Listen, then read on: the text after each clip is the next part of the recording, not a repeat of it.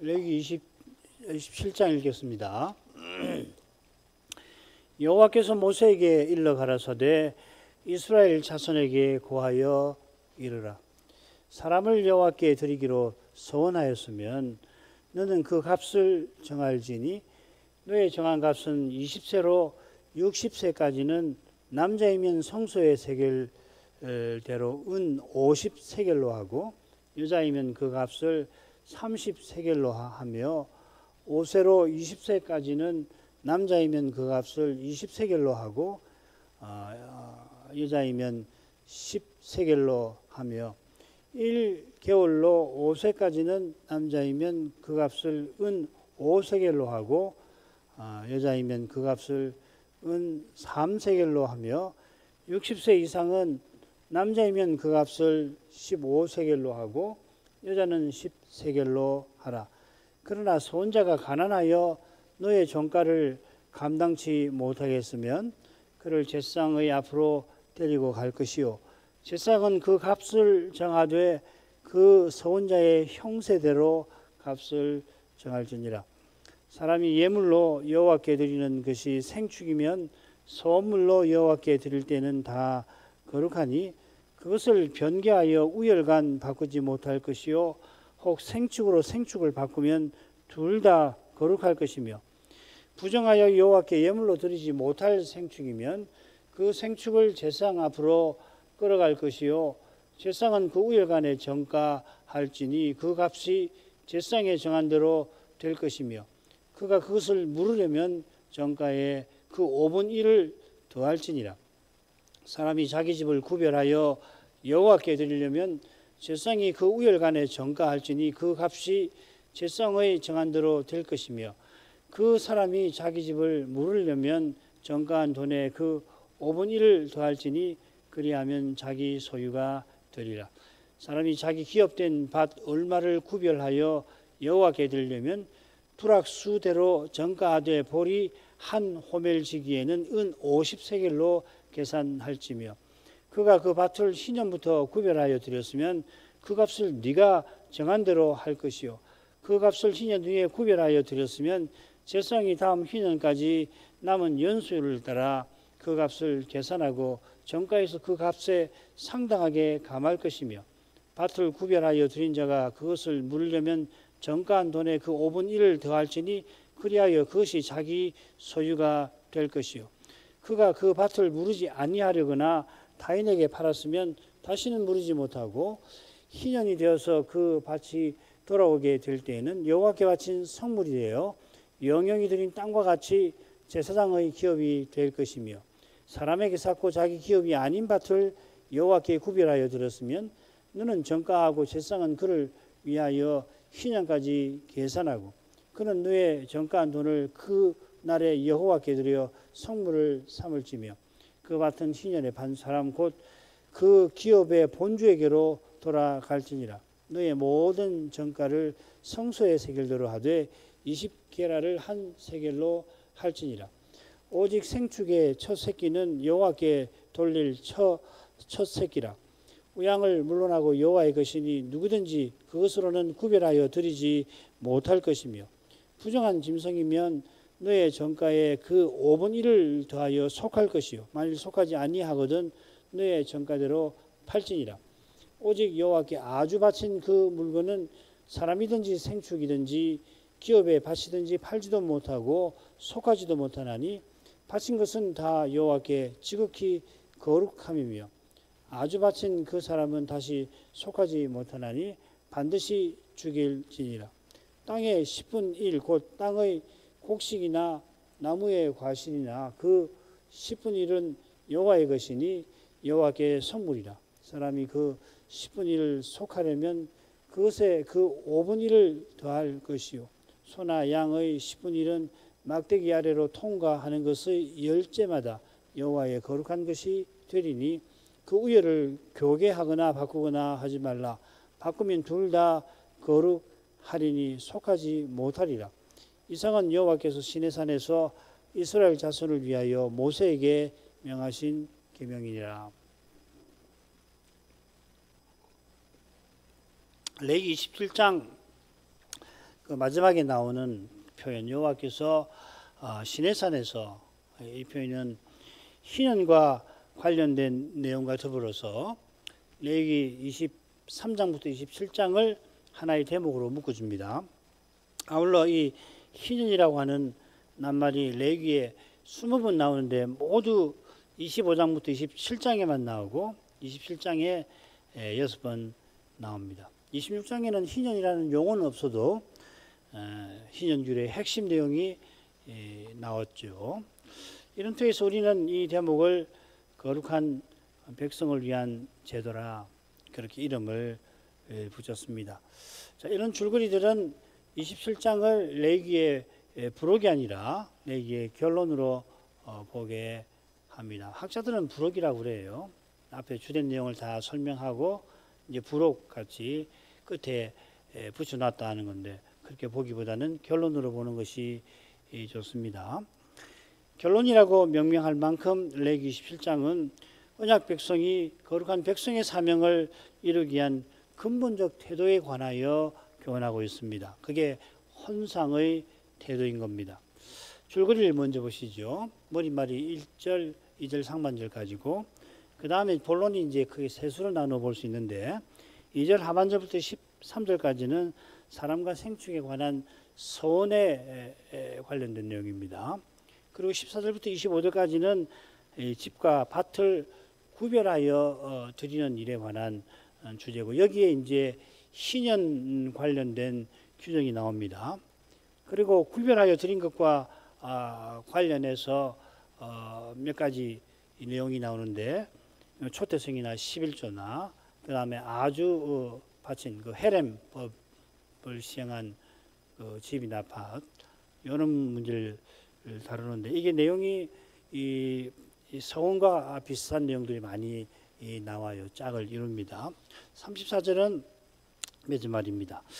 머릿말과 맺은 말은 여호와께서 모세를 통하여 베푸신 제도이며 계시라고 하는 것, 이 부분이 또 레위기가 그렇다는 것을 잘 보여주고 있습니다.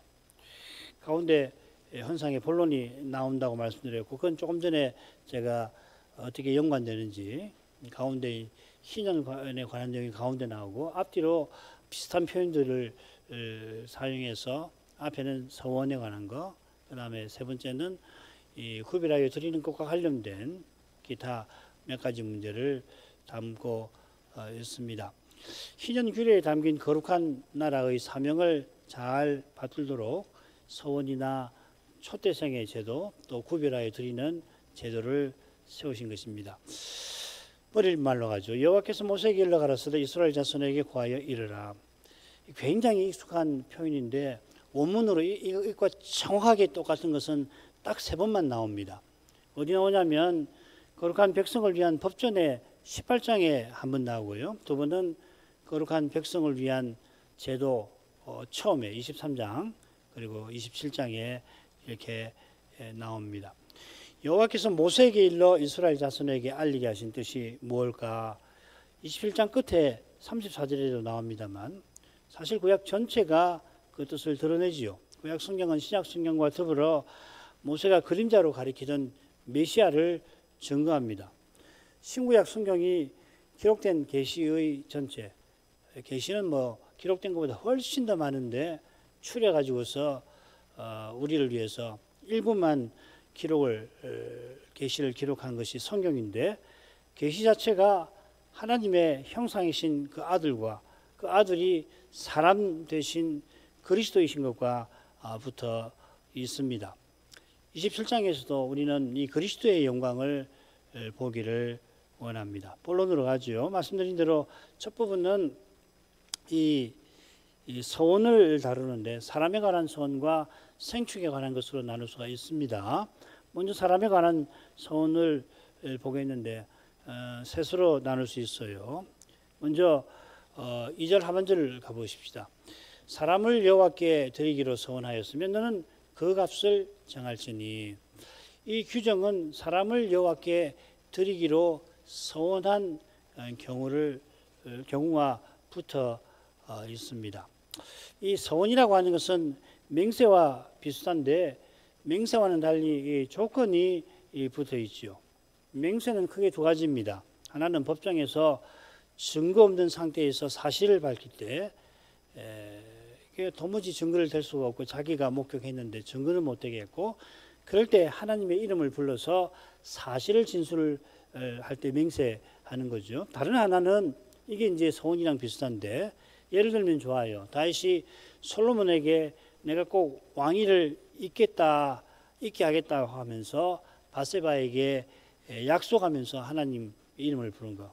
그 맹세하며 밧세바에게 약속을 한 경우죠. 약속 이행을 위한 맹세라 할 수 있습니다. 이게 이제 서원이랑 비슷합니다. 그런데 맹세와 달리 서원이라고 하는 것은 어떤 사람에게 약속을 하는 게 아니라 하나님께 약속을 하는 거죠. 그래서 하나님 이름을 부르고 하나님 제가 이렇게 해주시면 제가 이렇게 드리겠습니다. 이런 식입니다. 맹세와 달리 조건이 붙습니다. 이것도 예를 들면 쉬워요. 한나가 아들을 주시면은 그 아들을 하나님께 드리겠습니다. 이렇게 서원을 했죠. 한나는 아들을 서원대로 드립니다. 아들 주시면은 그러면은 제가 아들을 드리겠습니다. 해서 그 서원을 이행을 하는데 그때 서원제도 드립니다. 무려 수소 셋을 드리지요. 이 드린 제물을 보면은 서원하면서 이미 제물도 드리겠다 여호와께 아뢰었을 것 같아요. 아들을 드리고 제가 서원제를 또 드리겠습니다 했던 것 같아요. 아울러 서원하는 사람이 하나님께 무엇을 구할 때에 그걸 경우를 보면은 하나님의 뜻을 이루며 살려는 심정으로 구할 때 서원을 하는 걸 볼 수가 있습니다. 이게 참 중요한 겁니다. 하나님 뜻을 잘 깨닫고서 어떻게든지 뜻을 이루며 살기를 원하는데 그러기 위해서 하나님 이것을 꼭 이루어 주십시오. 지금 한나도 그런 것이죠, 그죠?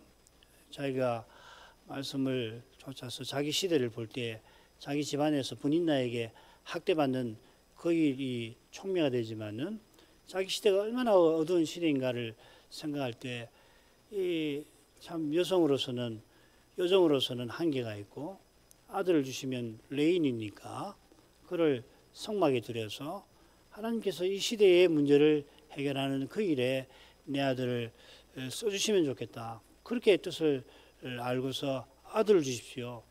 그러면 제가 그 아들을 드리겠습니다. 그렇게 하는 겁니다. 나시린 서원도 아주 대표적이죠, 그죠? 그런 것이지 아무렇게나 뭐 자기가 욕심이 나가지고서 이거 해주시면 제가 이렇게 하죠. 그건 성경적 서원하고 안 맞는 겁니다. 이건 뭐 다른데 또 생각을 해보죠. 성급한 서원이나 근거 없는 서원이나 뭐 등등. 나시린 서원이 핵심이지. 나시린 서원의 핵심입니다. 나시린이 되고자 하는 사람이 구하는 것은 어떤 기간을 정해놓고 자기가 포도주를 마시지 않고서 대지상처럼 기도하며 사는 그것이죠. 딴 걸 구하는 게 아니고 꼭 이렇게 살게 해주십시오. 얼마나 아름다워요. 대지상처럼 심지어 여성인데도 대지상처럼 제가 그렇게 이 기간 동안 살게 해주십시오. 그래 구하는 대로 서원 기간을 마치면 그러려면 이제 시신 접촉을 안 해야 되잖아요.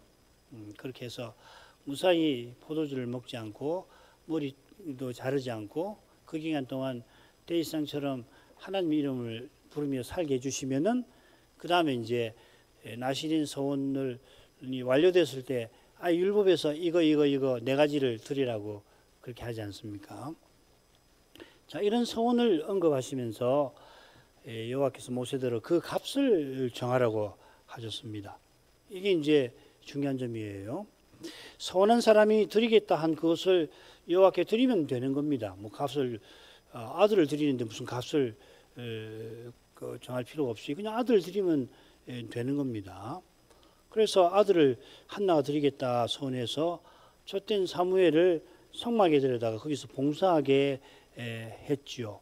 그런데 값을 돈으로 정하게 하신 것은 서원을 지키지 못할 형편이 발생한 것과 붙어 있는 겁니다.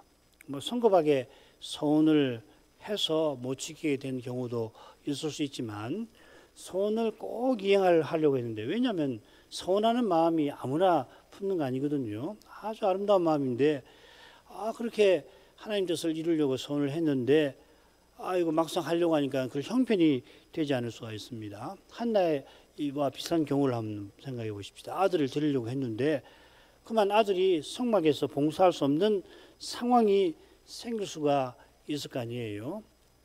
성막에서 봉사할 수가 있으려면은 장애가 있으면 곤란할 텐데, 그래 1개월부터 5세 남자나 여아의 갑 같은 경우 뭐 딸을 낳으면은 성전에서 성막에서 봉사하게 드리겠습니다 할 수 있는데 그 못하게 될 수가 있으니까 그런 경우에 이 값을 정해가지고서 드리게 한 것이죠.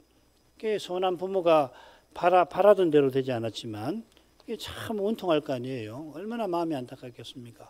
하나님 뜻을 이루려고 그 아름다운 마음으로 했는데 그리고 하나님께서 주시지 않은 건 아닌데 그 드릴 수가 없게 됐단 말이죠. 그럴 때 이제 정한 돈을 드리게 하셔서 그 돈을 성막에서 사용하여서 그가 바라던 일을 하나님이 친히 이루어 주시겠다, 그렇게 하시는 거란 말이죠. 오늘 어디 동영상을 보니까 어떤 목사님이 서원을 하면은 일단 이렇게 정한 값을 내는 거다, 그렇게 해석하는 걸 들었는데 그거 아니에요. 아주 유명한 목사님이던데 이 값은 서원을 하면 일단 돈을 내야 된다는 거예요. 그게 아니고 그걸 이행할 수 없게 됐을 때 아래에 나오는 것도 마찬가지입니다. 이걸 꼭 기억을 하셔야 됩니다. 자, 그래서 값을 정하는데 너의 정한 값, 모세가 정한 값은 20세로 여기 뭐 쭉 있는데 도표를 보시면 좋을 것 같습니다. 넘겨보십시오. 도표를 보면 순서는 조금 다른데 순서는 20세부터 60세, 5세부터 20세, 그 다음에 1개월부터 5세, 그리고 60세 이상 이렇게 되죠. 근데 보기 쉽게 했습니다. 1개월부터 5세까지는 5세겔, 남자, 여자의 경우는 3세겔. 5세부터 20세까지는 남자는 20세겔, 여자는 10세겔. 20세부터 60세까지는 50세겔, 30세겔. 60세 이상은 15세겔, 10세겔 이렇게 되어 있습니다. 이 정한 값에 담긴 의미가 뭘까? 몇 가지를 참고로 살펴볼 수 있습니다. 첫째로 참고해야 할 것이 구약 시대의 종의 값이 이 30세겔이라고 하는 겁니다. 이 성전에서 1세겔, 여기도 보면 25절 같은 경우 이 제상의 세겔이 나오잖아요. 25절에 나오죠. 성소의 세겔이라고 하는 거. 성소의 세겔은 은 10g입니다. 1세겔이 노동자 한 달치 봉급이라고 하는 연구가 있는데 30세겔은 2년 반치 봉급이 되겠습니다.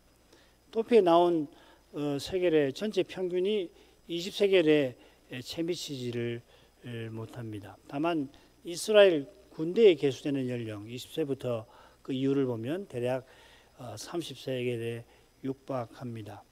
그러니까 서운한 사람은 여호와의 종이라는 말이겠죠. 둘째로 이스라엘 남자 중에 계수되는 사람은 매년 반 세겔씩 내죠. 인두세로 마태복음에도 나오지 않습니까? 이 반 세겔은 이 하나님의 특별한 소유 삼으신 뜻과 붙어 있죠. 이 서원의 경우는 특별히 20세부터 60세의 남자는 50세겔을 내고 이건 100년치 속전에 해당이 됩니다. 게다가 서원의 경우 남성만 아니라 여성도 상당히 내게 하신 겁니다. 그러니까 아무나 서원 못하는 거죠, 그죠? 굉장히 이게 중요한 거라는 걸 짐작할 수가 있습니다. 자, 이런 점에서 1개월 이상 된 남자나 여자 아이, 어린 아이도 서원의 경우에는 속전을 내게 하십니다. 이스라엘이 인구조사할 때에 레위는 일반 백성과 달리 1개월 이상부터 계수를 하죠, 그죠? 그래서 이스라엘 전체 군대에 나가는 숫자가 가만히 있어 보자. 아니 그 장자 이스라엘 장자의 수가 22만 2만 2천 얼마가 되던가요. 반면 레위는 그 1개월부터 해가지고 계산해가지고서 비슷하게 2만 2천 얼마가 되는데 이스라엘 장자의 수가 좀 더 많죠. 그걸 이제 속전을 내도록 했죠. 더 넘치는 숫자를. 그러니까 레위는 이스라엘 전체를 대표하는 거룩한 사람 아닙니까? 그래서 1개월 이상부터 계수를 합니다. 그러니까 이 도표는 서원한 사람은 레위인처럼 여호와께 거룩한 사람임을 가리킬 겁니다. 서원으로 거룩한 상태에 들어갔는데 거기서 벗어나야 할 형편이 되면 속전을 들여서 정한 상태로 회복되게 하시는 겁니다. 원래는 이스라엘 장자들이 제사장과 레위인 역할을 해야 되는데 레위 지파가 그 일을 맡으니까 속전을 내어서 이스라엘 장자들이 일상 생활에서 농사짓게 하신 것하고 비슷한 이치지요. 드린 속전은 성막과 제사장과 제사를 위하여 쓰게 하셨습니다. 이것은 인생의 구속이 하나님께서 내신 길로만 이루어진다는 것을 가리킬 겁니다. 그처럼 하나님께서 우리의 속전을 친히 치르신 거죠. 그게 구속이라는 말하고 같은 거죠. 자, 8절 가보시죠. 그러나 서원자가 가난하여 너의 전가를 감당치 못하겠으면 그를 제사장의 앞으로 데려갈 것이요. 제사장은 그 값을 정하되 그 서원자의 형세대로 값을 정할지니라. 서원자가 가난한 경우를 다룹니다. 서원자가 서원대로 하지 못해 속전을 내야 하는데 그만 낼 형편이 되지를 못할 수가 있습니다. 그가 자원하여 하나님의 뜻을 받들 심정으로 서원했는데 서원한 대로 하지 못하게 되었으면 그 얼마나 그 심정이 슬프겠습니까? 속전을 내면 그나마 주께서 자기가 바라는 대로 친히 거룩한 뜻을 이루어 주실 것을 바라보면서 위로를 얻을 수가 있을 텐데 그 속전마저 감당하지 못할 만큼 가난하다면 얼마나 마음이 괴롭고 슬프겠습니까? 이런 심정을 여호와께서 헤아려 주시는 겁니다. 그런데 서원자를 제사장 앞으로 데려가서 제사장이 그 형세를 살펴서 값을 정합니다. 그러니까 이건 신약의 헌상의 헌금의 정신과 일치할 거예요. 그가 있는 대로 드리되 즐겨내게 하는 겁니다. 고린도후서 9장 7절 각각 그 마음에 정한 대로 할 것이요 인색함으로나 억지로 하지 말지니 하나님은 즐겨내는 자를 사랑하시느니라. 이 말씀이 우리 신약 시대의 헌상의 기준 아니에요. 뭐 11조를 내라고 할 것도 없고 얼마를 내라고 할 것도 없고 하나님 문제를 깨닫는 대로 자기 전체를 대표할 만한 금액을 스스로 정해서 인색하지 않게 자기를 대표한다고 해놓고서 돈을 보통 사람같이 버는데 예를 들면 100원을 가지고 헌상한다면 그건 자기를 대표한다고 볼 수가 없겠죠. 아무튼지 즐겨 내되 인색하지 않도록 또 억지로도 하지 않도록 그렇게 신약 시대에 있는 헌상을 그렇게 기준을 정해주셨는데 이런 정신을 담아서 제사장이 값을 정하게 하신 겁니다. 이 경우와 비슷한 사례가 가난한 자와 극빈자를 위한 속죄제 규정이죠. 속죄제는 반드시 드려야 하는데 가난한 사람은 비둘기 2를 드리도록 하셨고 그마저도 드리지 못하는 이는 고운 가루 10분의 1 에바를 드리게 하셨습니다. 이 10분의 1 에바는 식구가 한 끼 정도 먹을 분량 될 거예요. 대가족일 테니까. 그러니까 이걸 드리면은 극빈자 가정은 식구가 한 끼를 굶든지 그 한 끼에 한 입 정도만 먹어야 할 텐데 하나님께 나아가는 그 일을 위한 것이니까 속죄제니까 뭐 그 정도는 대수가 아니지요. 한 끼 정도 굶을 수 있게 굶더라도 이 속죄의 뜻을 새기고 하나님께 나아갈 수 있는 상태로 회복하게 하시는 거죠. 극빈자니 매일 끼니도 있기가 어렵지만 오실 메시아를 바라보며 구원을 바라는 일은 매일 항상 잊어서 안 될 것입니다. 그런 뜻이 가난한 서원자들은 반드시 속전을 내게 하신데도 드러납니다. 어떤 가난한 서원자는 마게도냐 교회처럼 지나치게 드리려고 할 수도 있을 거예요. 그럴 때는 제사장이 아이고 그렇게까지 안 해도 됩니다. 그렇게 했을 것도 같습니다. 자, 그 다음으로 가죠. 사람이 예물로 여호와께 드리는 것이 생축이면 선물로 여호와께 드릴 때는 다 거룩하니 그것을 변개하여 우열간 바꾸지 못할 것이요 혹 생축으로 생축을 바꾸면 둘 다 거룩할 것이며 부정하여 여호와께 예물로 드리지 못할 생축이면 그 생축을 제사장 앞으로 끌어갈 것이요 제사장은 그 우열간에 정가할지니 그 값이 제사장의 정한 대로 될 것이며 그가 그것을 물으려면 정가하여 그 5분 1을 더할지니라. 원문에 소원제가 나오지 않지만 문맥이 소원에 관한 것이니 참 좋은 번역입니다. 여호와께 드리기로 소원한 짐승이니까 당연히 생축 아니겠어요. 여호와께 드리려고 소원했으니까 받으시는 것이 이 생축이고 정한 생축이 있죠, 그죠? 제사에 드릴 만한 생축일 텐데 그 생축이 부정해지는 경우가 있고 또 부정한 것일 수가 있습니다. 좀 후에 말씀드리겠습니다. 먼저 이 예물로 드리는 생축의 사례를 그 다음에 부정한 생축의 사례를 이어서 다룹니다. 소물이 제사 드릴 수 있는 생축이면 거룩하다 했습니다. 그 소원이 이루어져서 드릴 때 거룩하다는 말이 아닙니다. 이미 소원할 때에 드리려고 소원할 때 이미 거룩하다 하는 말입니다. 하나님 뜻을 쫓아 구하는 그 일을 하나님께서 들어주신다면은 자기 생축 중에 제일 좋은 것을 필시 드리겠다고 소원했을 텐데 그때 드리겠다고 한 그 생축은 하나님께서 약속대로 이루어 주시는 그 시로 거룩해지는 거죠. 그 다음 이제 가져다가 드리는 걸 드립니다. 그런 가닥에 혹시 생각이 바뀌어서 드리겠다 한 그것을 변개하여 우열관 바꾸지 말아야 합니다. 더 좋은 생축이 생겨도 그것으로 드리지 말고 더욱이 욕심이 생겨가지고서 더 못한 생축으로 바꾸지 말아야 합니다. 더 좋은 것이 있어서 그걸 드리려고 할 것 같으면 차라리 둘 다를 드리라 하십니다.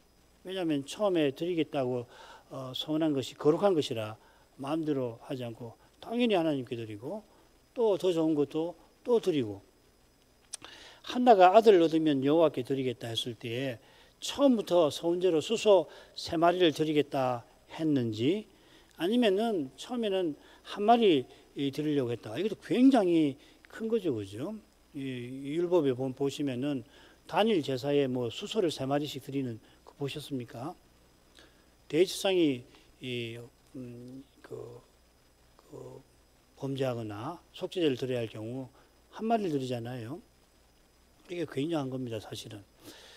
그러다가 2마리를 더 드리려고 했을지일 수도 있어요. 내가 수소를 드려야 되겠다, 한 마리를. 그런데 하나님께서 이 기도를 들어주시고 그 사무엘을 얼굴을 보니까 얼마나 참 하나님 은혜가 크시고 또 하나님께서 이 아이를 꼭 써주셔서 이 사사시대의 이 암담한 현실에서 우리 백성을 조금이라도 빛으로 인도하시는 그 일에 써주시면 얼마나 좋을까 하니까 이제 마음이 좀 바뀌어갖고 아니 내가 3마리를 드려야 되겠다 했을 수 있어요. 2마리를 더 드려야 되겠다 했을 수 있을 겁니다. 나실인 소원제의 제물 심지어 대제사장 임명식의 제물을 보더라도 수소 3마리를 드린 것은 한나의 감사하는 마음이 얼마나 컸고 그의 헌상이 얼마나 순결한 것인가를 잘 보여줍니다. 과연 참된 헌상은 우리 존재까지도 여호와의 것으로 인정하여 드리는 겁니다. 이런 헌상은 무엇이든지 하나님이 바라시는 것이라면 아까워하지 아니하는 겁니다. 게다가 주께 드리기로 했다면 그거 어떻게 감히 손대예요? 주님의 영광을 본 사람은 엄둘 수 없죠. 그런 마음이 생겼더라도 아이고 내가 경을 칠 일이지 천벌을 받을 것이지 하면서 손 못 떼지요. 주의 거룩한 영광, 특별히 거룩한 사랑의 영광을 본 사람이 그리스도처럼 온전한 헌상에 이르는 것입니다.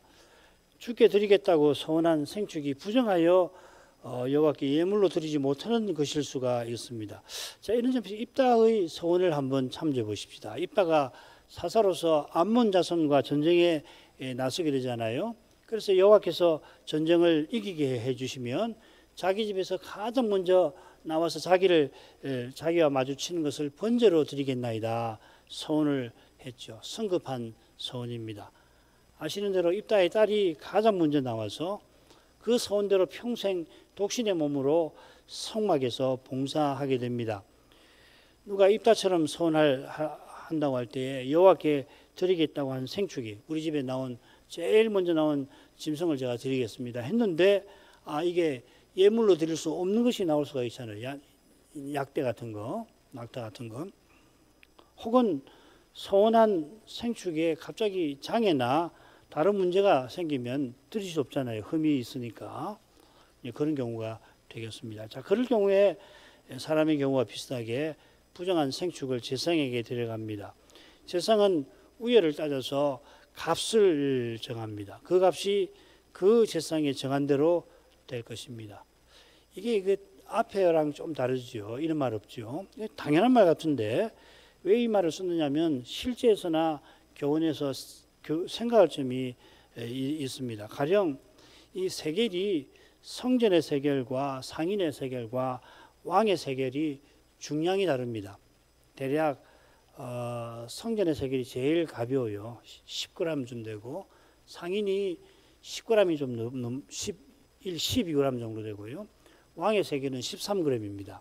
다르지요. 가령 예물과 관련되면 성전의 세겔을 따르는 법인데 주님 시대의 성전에서는 그 뜰에서 말이죠. 시장보다도 훨씬 비싸게 희생을 팔지 않았습니까? 세상에 제사장들이 타락해도 유분수지 이런 짓을 했어요. 조금 걸어가서 예루살렘 그 시장으로 가서 이 비둘기나 양이나 사면 뭐 절반으로도 살 수가 있는데 번제다 그 뜰에서 배나 혹은 더 이상으로 비싸게 팔았습니다. 서운한 사람이 많이 드리려 하더라도 그 제사장이 정한 값을 드리도록 하시고 반대의 경우도 마찬가지입니다. 이건 오직 하나님께서 내신 길로만 하나님을 가까이 한다는 그 원칙이죠. 그 길은 제사장이 가리키던 메시아이십니다. 사람의 열심은 사람의 태만과 마찬가지로 오직 그리스도에 미치지 못합니다. 때로는 태만보다 열심이 오직 그리스도 이 우리 신앙의 가장 핵심이 되는 이 진리를 허물 수가 있습니다. 제사장이 정한 값에 서원했던 그 생축을 파는 겁니다. 여호와께 드린 것이니 판값은 제사장에게 돌리는 겁니다. 자, 그런데 이 부정한 생축을 물으려면 거쳐야 하는 절차가 또 있습니다. 부정한 것이라 하나님께 드리지 못하는 건데 자기가 드리려고 한 생축이라 아직 자기에겐 뜻 있는 거 아니에요. 하나님께 서원하면서 그렇게 한 것이니까 내가 이놈을 내가 계속 키워야 되겠다. 그런 마음이 들 수가 있겠죠. 그럴 경우에 물으는 절차 27절에는 속하는 절차라고 이렇게 번역을 했습니다. 이게 더 정확할 수 있습니다. 물으는 것보다 물은다는 것도 괜찮아요. 거룩한 영역에 들였다가 그걸 물러내는 거니까 그런 좀 정한 영역으로 물러내는 것이잖아요. 속한다는 말입니다. 자, 이것은 속건제처럼 정가의 5분의 1을 더하여 제사장에게 돌리는 절차입니다. 하나님께 드린 거룩한 것이니까 이 절차를 거쳐서 정결한 영역인 자기 집에서 그 생축을 키우게 하신 겁니다. 부정한 생축을 키우는 일이 제사 드리는 일과 직접 관련은 없습니다만은 제사에서 주님의 영광을 보았던 사람은 부정한 생축을 다루는 그 일을 통해서 거룩한 백성의 삶을 살아갑니다. 부정한 생축은 스스로 부정한 게 아니지요. 우리 로마서에서 생각했습니다. 성막 제사와 관련해서 여호와께서 부정하다 하셨습니다. 그래, 제사 드리러 나올 때는 부정한 짐승의 고기를 먹어서 안 된다 이렇게 정하신 겁니다. 부정한 짐승의 고기를 먹으면 저녁까지 부정해진다 하신 거 아니에요? 가령 낙타는 부정하지요. 부정한데 그 고기를 먹지 말라 하신 거지, 이 낙타를 접촉을 한다고 부정해지는 거 아닙니다. 낙타를 타고 물건을 운송하는 일을 통해서 하나님께서 주신 소명을 이룰 수가 있을 겁니다. 가령 이스라엘이 포로에서 돌아올 때 낙타 1000마리가 넘었고 또 나귀도 있고 노새도 수백 마리가 있었습니다. 아마 이 말과 낙타는 필시 노약자들을 거기 태웠을 거예요.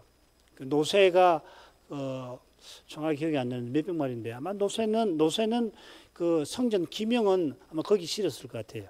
그게 거룩한 것이니까 노새에다가 그 기명 그릇들을 실었을 것 같고, 낙타나 말은 노약자들, 연로하신 또 여성들, 또 노인들, 어린아이들 그렇게 태워서 돌아왔으니 이게 얼마나 참 이 거룩한 일에 쓰이는 겁니까? 하나님께서 이렇게 하신 그 거룩한 일에 쓰이는 거 아니에요?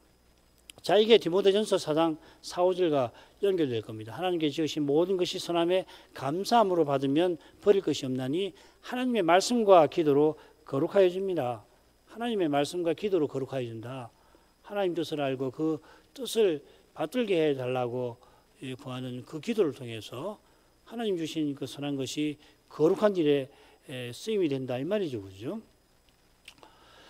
신약시대에는 성전 제사를 드리지 않으니 스스로 속된 고기란 없습니다. 이방 신에게 제사드려서 물린 고기도 스스로 속된 거 아닙니다. 유대교가 그렇게 만들었을 뿐이지, 뭐 그 고기 사다가 먹고 힘을 얻어서 소명을 이루면 그 고기가 이방 제사에 드린 고기라고 할지라도 거룩하여 진 것입니다. 이거 시간이 많이 가버렸네.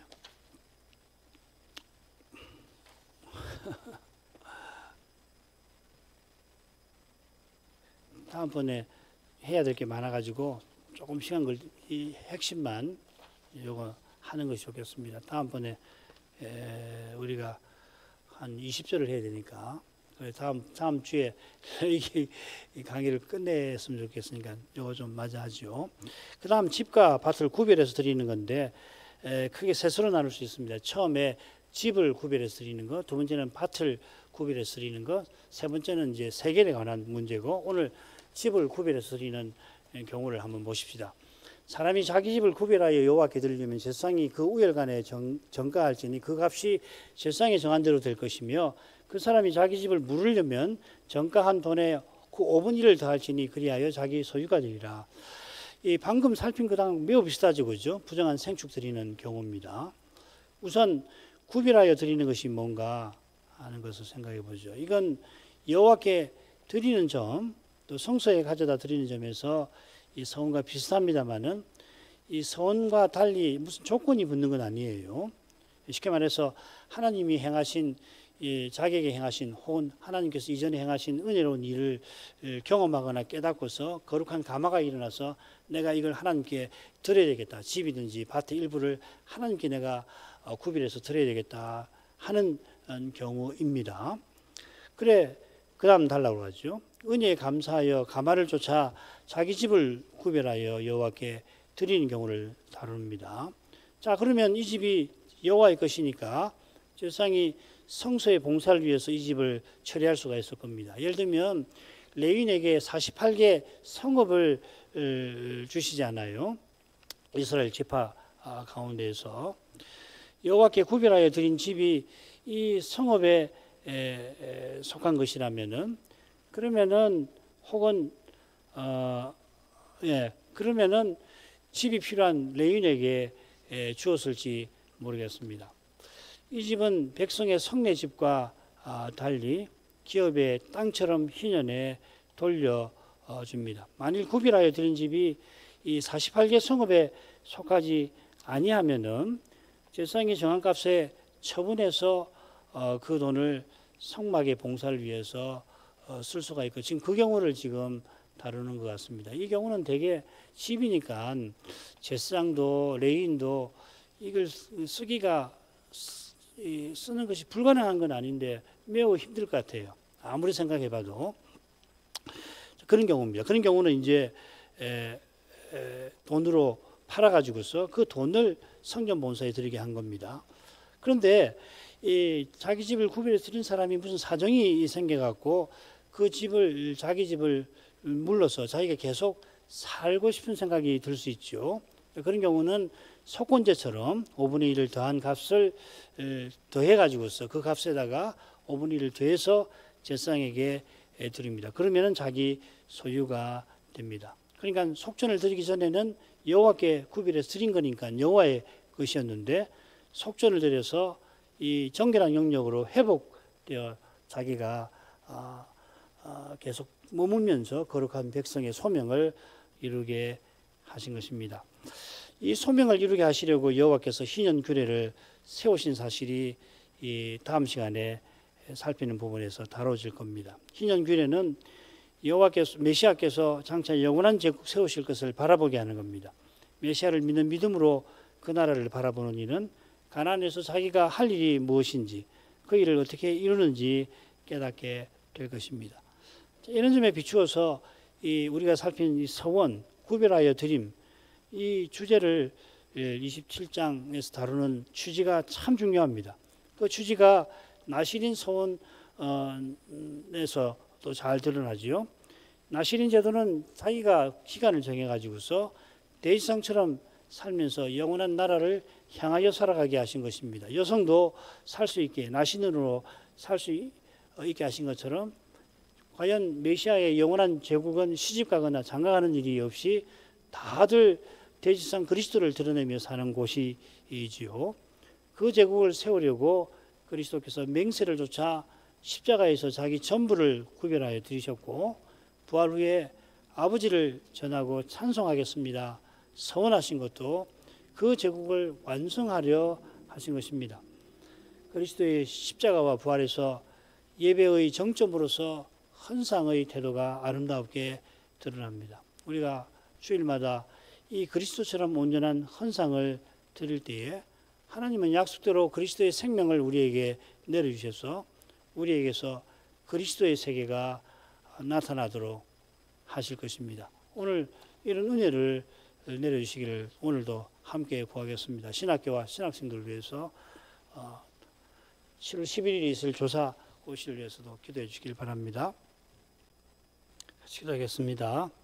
거룩하신 아버지, 시내산에서 모세를 통하여 언약 백성에게 거룩한 제도와 계명과 규례와 법도를 내리신 그 뜻을 이날에도 좀 더 살피게 해주셔서 감사드립니다. 특별히 희년 규례를 세워주셔서 언약 맺으신 뜻이 얼마나 높고 거룩하며 또 영원한 것인지를 알리신 것을 생각해 봅니다.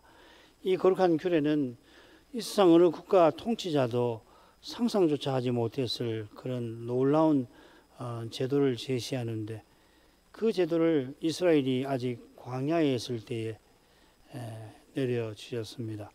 여호와께서 이 규례가 가나안에서도 제대로 실행되지 못할 것을 이미 다 아시고서 언약문을 통하여 그들이 어긴 그 규례를 신비한 방식으로 친히 이루실 뜻을 밝히기도 하셨습니다. 이스라엘이 이 규례를 지키지 못할 뿐 아니라 반대로 그 뜻을 완전히 짓밟아서 여호와와 함께 걷는 것처럼 하지만 실은 정반대로 걷게 될 거라 하신 것입니다. 여호와를 섬긴다 하면서 세상과 열방과 같이 되려고 우상을 섬기되 우상 섬기던 열방과 달리 자기 하나님을 저버리기까지 할 것입니다. 열방이 우상을 섬기지만 자기 수호신은 버리지 않았지만 이스라엘은 만왕의 왕을 모시게 하셨는데도 그런 하나님을 감히 저버릴 정도였으니 그들의 죄가 얼마나 심각한지 모를 수가 없습니다. 배도만큼 심각한 죄가 없사오니 그것이 주님 시대의 바리새인들에게서 많이 드러났나이다. 그들이 언약의 직분자와 지도자인데 악한 자 마귀의 아들들이 그의 종자들이 되어서 메시아를 구원자를 십자가에 내어 주었으며 그럴 때 평소에 그렇게 미워하고 무시하던 이방인의 손을 빌리기까지 하셨습니다.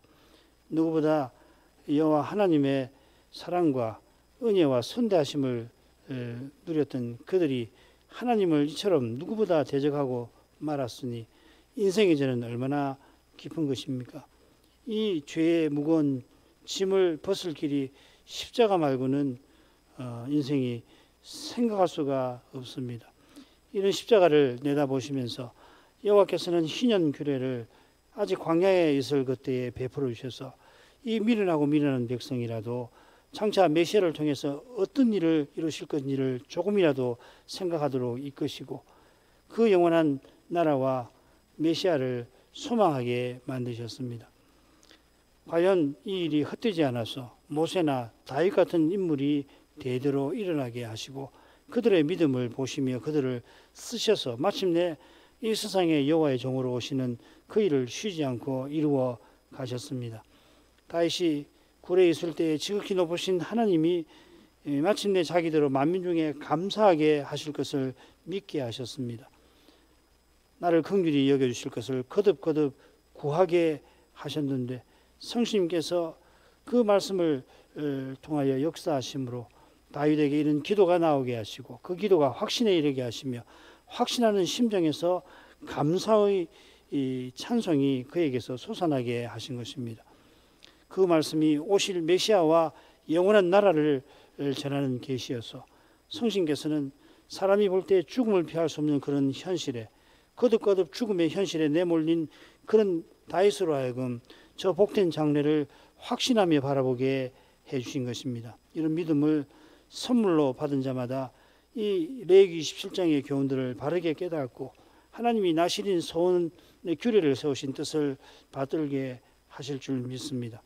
하나님께서 친히 행하신 구원에서 그 인자심과 진실함을 보는 자마다 다윗처럼 죽음의 자리에 내몰릴 그때에도 하늘을 우러러 거기서 하나님이 인자와 진실을 보내어 주실 것을 바라보도록 하심으로 다윗처럼 자기 전부를 주께 드려서 소명을 이루며 살아갈 심정을 품게 하시겠습니다.